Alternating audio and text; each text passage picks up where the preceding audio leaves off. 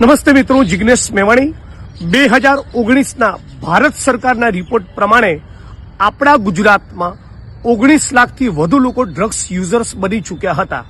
આજે 2025માં ઊભા છીએ ત્યારે અંદાજે 20 થી 25 લાખ લોકો ડ્રગ્સના યુઝર્સ આપણા ગુજરાતમાં છે। શાળા, કોલેજ, યુનિવર્સિટી, હોસ્ટેલની બહાર પણ અને અંદર પણ 12-15 વર્ષના વિદ્યાર્થીઓ ડ્રગ્સનું સેવન કરતા ઝડપાયા છે। આ આપણા ગુજરાતને બરબાદ કરી નાખશે। આની સામે આખા ગુજરાતના યુવાનો જાગૃત થાય, લડવા માટે કમર કસે, મારી સાથે જોડાય।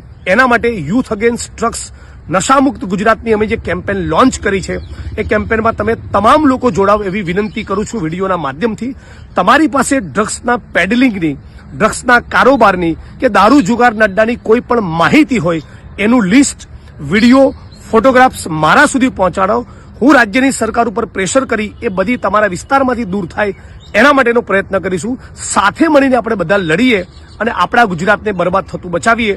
હેલ્પલાઇન નંબર પણ આ વિડીયો સાથે હું જોઈન્ટ કરીશ। આપ તમામ લોકોને વિનંતી કરું છું, જે પણ ફોટોગ્રાફ્સ, વિડીયો, માહિતી, અડ્ડાઓનું લિસ્ટ, જે પણ માહિતી તમારી જોડે હોય એ સોશિયલ મીડિયામાં મને ટેગ કરો, મારા સુધી પહોંચાડો, ન્યૂઝ ચેનલ સુધી પહોંચાડો, સ્થાનિક પોલીસ પ્રશાસન સુધી પહોંચાડો। પણ કોઈ પણ સંજોગોમાં આપણા ગુજરાતને ડ્રગ્સ મુક્ત કરવું છે। યુથ અગેન્સ્ટ ડ્રગ્સ એવી આ કેમ્પેનમાં, નશામુક્ત ગુજરાતની કેમ્પેનમાં તમે બધા જોડાશો।